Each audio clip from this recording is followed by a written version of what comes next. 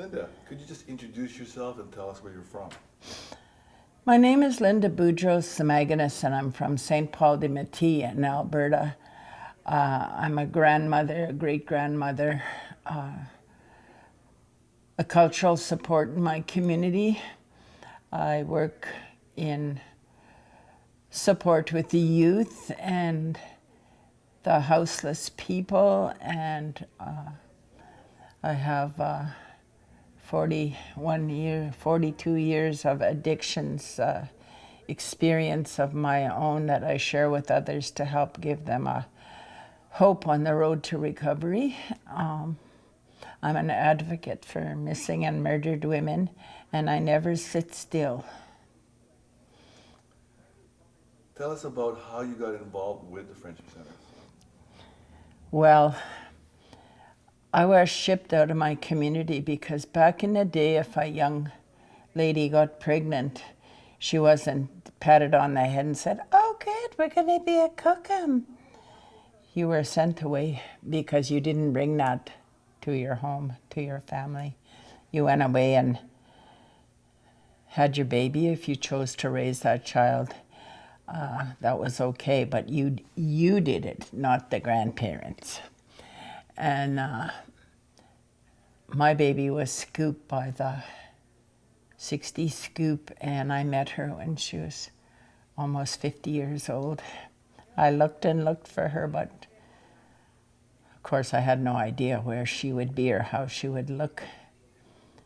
But I went into the Friendship Center with my auntie and uncle, and they were having jigging and square dancing lessons, and my uncle and auntie were the teachers, so they said, "Well, come with us, you need to get out." So I went there, and that was my first experience with the Friendship Center. And I always remembered feeling like I was accepted and there was no judgment, and that wasn't a very familiar thing for me, so it impacted my life, and I stayed involved. I've worked in Friendship Centers across the country. I wrote a resource book for Calgary, and then I moved to Moose Jaw, and I ran that center for quite a number of years, and I was involved in Brandon, and I worked in Dauphin, and then I decided that my children were getting older and we needed to go and reestablish our biological family, because everywhere I go, I establish a family, because that's what makes the world go around. People underplay the importance of family, but you know, if you have people who are family, and I'm not going to say like family, because they are family, even though the blood is not there, everything else is. And sometimes they're closer than your own family because there's no competition for sibling. No, there's no sibling rivalry and trying to get the attention of your parents and whatnot. So I did that across the country. I also looked after children. I was a kid magnet, and I always had extra kids. I fostered, but I didn't like the foster system because I didn't like the way they controlled situations, and I like to practice as much of the traditional parenting model as I can, and the Western child system is the opposite.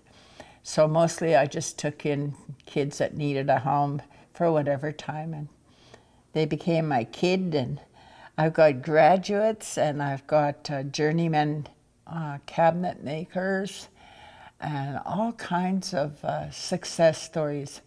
A little girl that never knew what a family was, and she came and stayed with us, and now she went back to school, and she's a medical assistant, and she has a little boy who is as cute as a button, and she's such a good mom.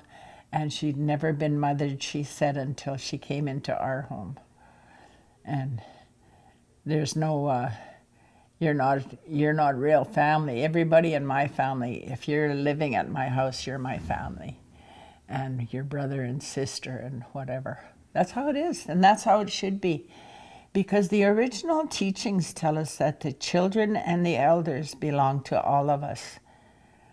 And me as an elder, I prefer to use the term grandmother. Me as a grandmother, if I see your child doing something, I'll go and talk to that child and say, hey, you're going to get hurt. Kokum doesn't want to see you get hurt, you know. And that's how it used to be. But today you have to be really careful. I've been told off and sweared at by young parents when I heard their kids swearing at the mother.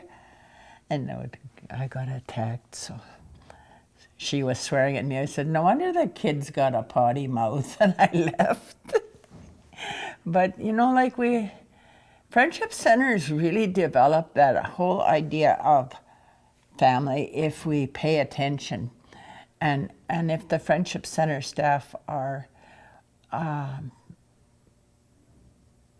aware of the traditional family models that we used. Because Wakotoan is our way of, everything is related. Him and I were just talking, and we already know each other's, where we come from and whatnot. And everything on earth is related to us. I have relatives with roots. I have relatives that fly and swim. And once we start including them in our own personal view of the world and how we interact with things, it becomes much more peaceful and sensible, like it makes sense.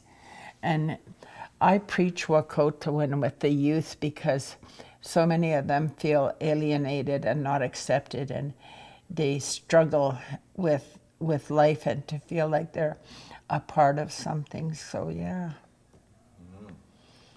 So what is your favorite? I know you shared a lot of good memories there. It is written here.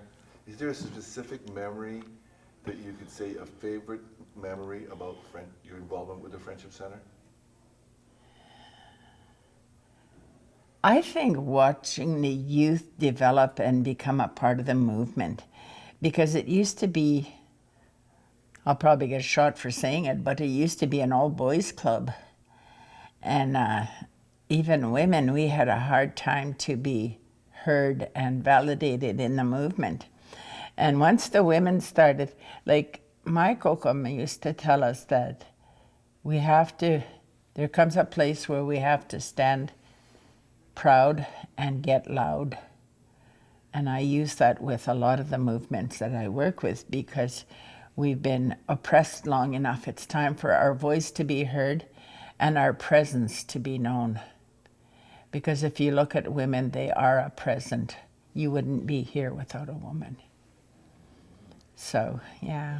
Seeing the youth evolve, that's really, really critical to me. What impact do you feel friendship centers have had in your community? I think it's the only place in town where Indigenous people go and they just feel accepted. We have all kinds of programs going, and wellness programs, and the food security and clothing, and we have events, and nobody has turned away the street people or the people that are just passing through. Even those people that are under the influence, we'll include them. We may not be able to have you have an intoxicated person right in the event, but we'll make sure he or she gets a plate of food and a couple of bottles of water, and if they're giving away little perks or something, that everybody gets something. Because especially in the age of COVID, we have to be so careful about transmission and protecting the children and elders. So we find ways around that, and the people are really understanding. And the only thing I would like to see is more non-Indigenous people joining us. They feel that we're like a what do you call it, a club that just is there for Indigenous, but we're not. It's bridging the gaps between the people in our communities. We just finished a multicultural event, and that was amazing. It was real fun. We had everybody there, African and East Indian and Somalian and all kinds of different Indigenous groups, and we just had fun. The funniest thing was when they all got up to dance the Red River Jig, and there was all these different nations, and they were just jigging. They didn't know how to traditionally jig, but they just let go to the music, and it was just really, really heartwarming. Yeah. That's a great point about the diversity of Yeah. bringing in other groups Yeah. to celebrate the Friendship Center movement. Great answer. Where do you see Friendship Centers in the next 50 years? Oh my Please goodness. say what I see Friendship Centers in the next 50 years. Well, if you look 50 years ago, we started in basements and churches. We used to bring our kids loose leaf paper from school and pens or pencils so that we could write down things and do, to delegate tasks or whatever. And we had nothing. And then we started getting offices or a building or some decrepit old building, and we'd community rebuild, and now you look at Friendship Centers, they have some really awesome facilities. And I think the facility is not the most important thing, but it's the love and creativity in dealing with people that make a Friendship Center friendly, to all people. And I see them as going a long way. I think that I would like to see Friendship Centers diversify funding sources so that we're not totally dependent on the government funding and the dollars, but that'll come eventually. And I think, people keep talking about reconciliation, but I think that the outside community is beginning to recognize that we have done a lot of really good things, and then they're becoming more willing to invest in us as a helping agency for all the people, So there's one more question, but before that, I'm going to just ask you, what is it like for you to be a senator, and when did you become a senator? Oh gee, I don't remember. That was about 7 or 8 years ago. I had my adopted sister was a senator, Senator Teresa Whiskey Jack Jenkins, called her TWJ, and she was very prominent in the Friendship Center movement as well. Her and I started way back in the 60s, and we became part of the Friendship Center movement in the late 60s, and we stayed with it. I've always been pro Friendship Center, and being a senator, well, I didn't expect to be, but Teresa was mentoring me, I guess. And then when she passed away, after she passed away, they approached me. I was really honored to carry on the work because we've got so much experience. Like, I have such a vast amount of knowledge of Friendship Centers and some of the history and some of the evolution, the actions that precipitated what we're doing today. And it's really important, and it's important for the youth to know that too, because they walk into something that's already built, and we were the carpenters.